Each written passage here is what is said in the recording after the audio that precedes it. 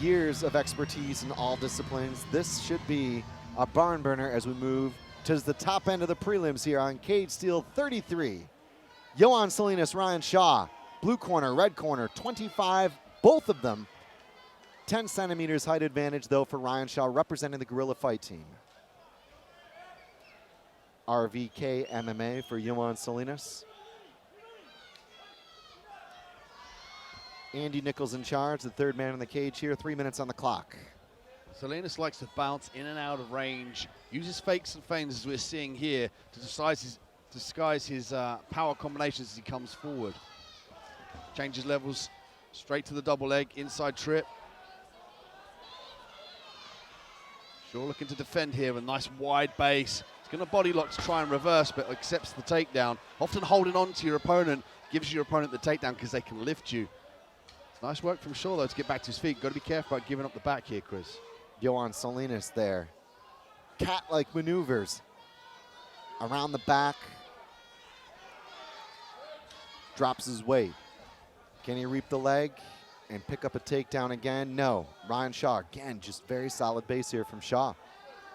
And nice to see him scramble hard the second he hit the deck.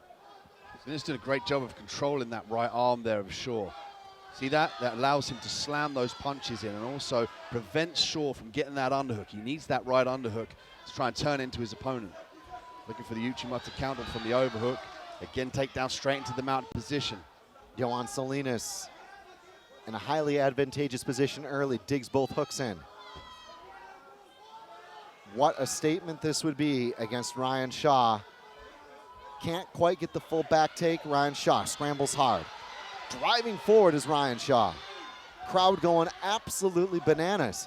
Nice pressure from Shaw with the head underneath the chin. He's going to elongate Salinas up so he can drop down and attack the single leg.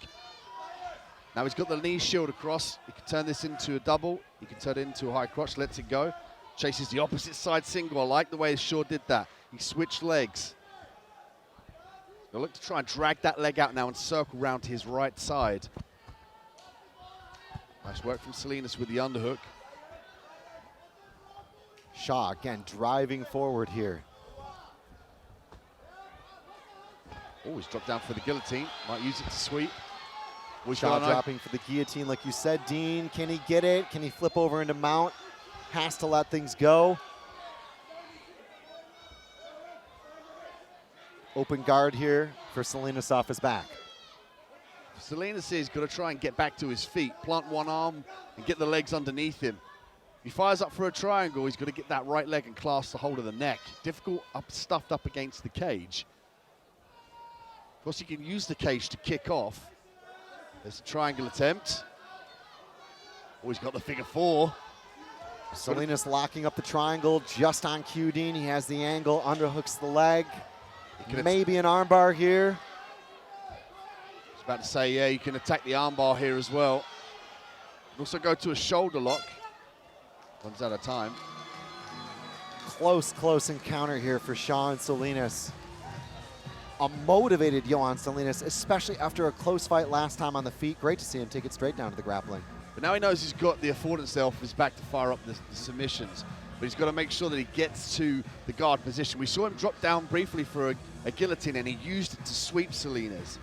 So he's got the ability, but here was the mistake he made by connecting the hands around the belly of his opponent, which gave him the nice aerial double leg. Salinas in the top position.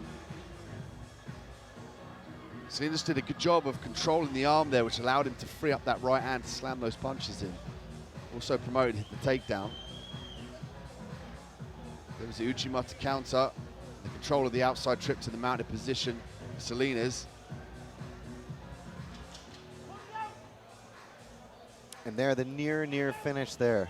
Getting the angle beautifully. A couple of different options, as you alluded to, for Salinas, but time running out.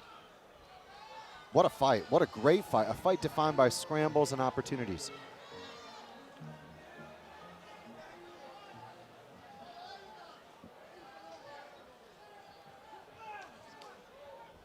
Salinas is going to wrestle, but keep that neck safe. If he wants to take the fight to the ground, he's going to go to the opposite side of the choking arm to avoid the guillotine. Shaw circling on the outside. Shaw kicks Salinas as well, simultaneously.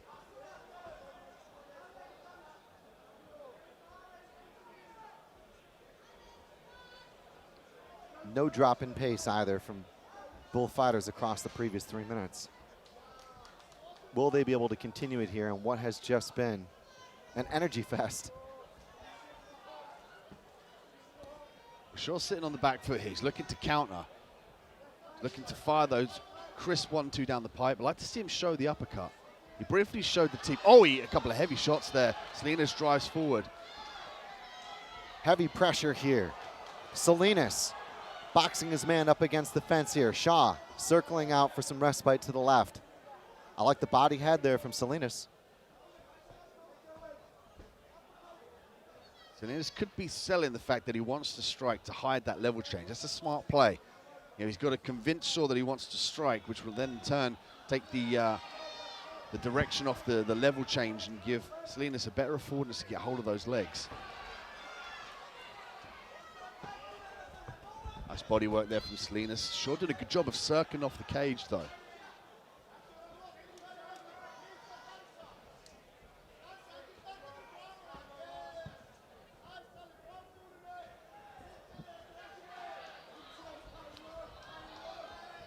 Shaw comfortable with the distance now.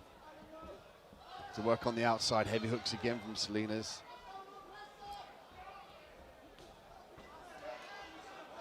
The pace starting to settle here between Salinas and Shaw. Shaw's measuring here on this outside. You can see there, he's looking for that 1-2 down the pipe. He's looking to counter Salinas as he comes in. He's being cautious and careful. He's staying at range because Salinas has some power close range. You know, he's touched Shaw a couple of times on that chin that rocked him. So the smart play from Shaw to keep that back position. I love the way he's teeping up the middle as well. That's going to deter Salinas' level change. So Shaw showing some economy here with his work as he chooses to show patience, as you alluded to, Dean, and shot selection against a very aggressive Salinas in the beginning of the fight.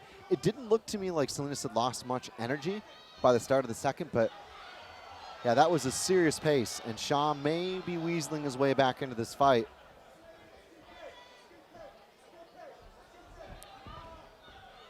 Shaw with forward pressure here. Shaw taking control. Head kick here from Shaw. Shaw again measuring the distance, looking for the flamboyant techniques. But he had success with overhand right. He's having success with long range patience and then countering Salinas as he comes in.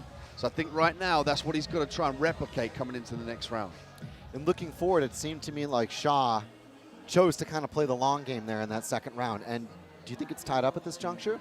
It could be one apiece. I mean, Shaw did a great job of being on the back foot, but what I liked is he circles out, he commands center cage. There was the heavy shots that Salinas started to utilize close range, and this is why we're seeing this game plan from Shaw now. He's keeping the distance. Even with the kicks, look, he's stepping just out of range to elude fire from Salinas. Salinas certainly had a good opening kind of 30, 45 seconds, but it struck me as something that Shaw was able to gauge more control over this as the round went on. So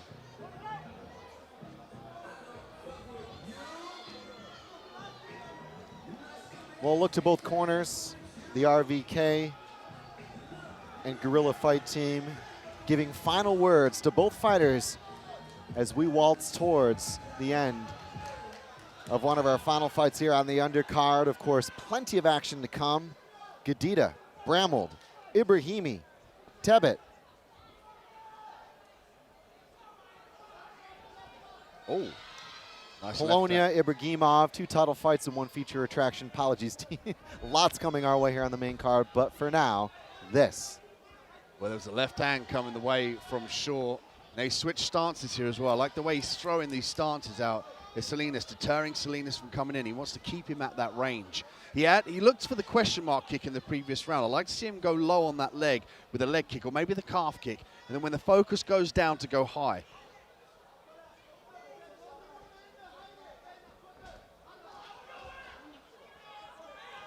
Countering along the inside is Salinas. Shaw steps forward.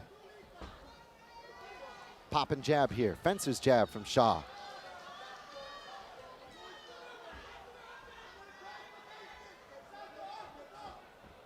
Salinas has got to punch his way in. He's got to move the head off that center line like that and then utilize combinations. And then if he gets close enough to touch him, he's close enough to shoot for the takedown. That's better work from Salinas, mixing up with the kicks. And by that, you mean you want him to throw away a few of the punches just to get a hold of his man, yeah? Basically, to close the distance with the punches, almost like you want to touch his chin with the overhand right close range and then drop down for the takedown. You know, you've got to punch away in that distance. He's got to move the head and be a moving target, because changing the levels and reaching like that, he's not going to get it. Shaw's long, he's got a good sprawl. Nice body shots from Salinas.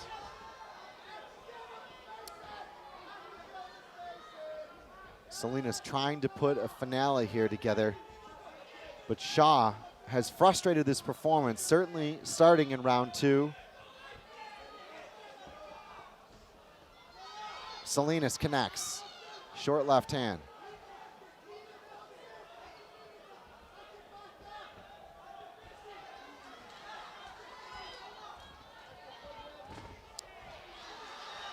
Shaw throws a left, Salinas rolls.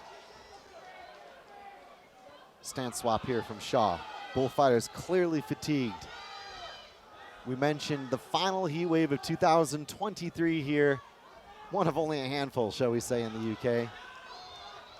But it has been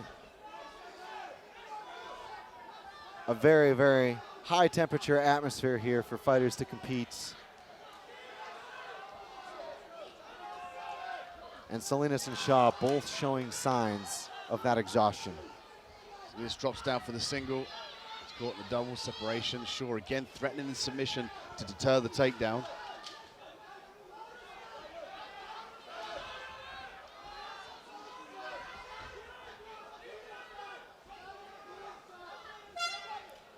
And that'll do it.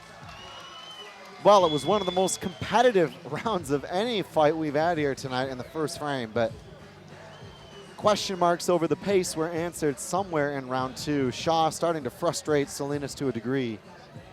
But this fight being as close as it was, you'd hate to see Salinas frustrated like he was in the Ambler fight. Thoughts on scoring, Dean, as we revisit some of the action? Well, Shaw was long, you know, he was tactful, he switched stances, did a great job of striking and disengaging the takedown attempts, you know. Really impressed with his ability to gauge that distance and fire those shots in to stay out of danger, the close range danger that Salinas posed. There's a nice head kick there blocked by Salinas. Well, Shaw is 3-1. We've seen him on a handful of shows, including BMF and Almighty Fighting Championship. After making his debut in 2021, he's competed once a year, this being his second fight in 2023. For Salinas, well, it's been a while. Not since last year have we had the privilege of him and Cage Steel. That was Cage Steel 30. That was, of course, the aforementioned close loss to Joe Ambler. Which way will the needle drift? Gary Pattison will give us that long-awaited answer. Ladies and gentlemen, as we move to your judges' scorecards, we have a unanimous decision with your judges scoring it 29-28, 29-28, and 30-27 in favor of the blue corner, Jhoan Salinas. And there you have it. I had it at 29-28. I would have said that Salinas probably did steal it with the, particularly some of the boxing early in one of the rounds there. The first run undoubtedly his, the second I had for him. Third, I think, for Shaw. What a fight, Dean. I think a very, very close fight. I'm not sure about a 30-27 there. I had it 29-28. Yeah, it was a good fight. Two very different skill sets. You know, close range for Salinas, long range for Shaw.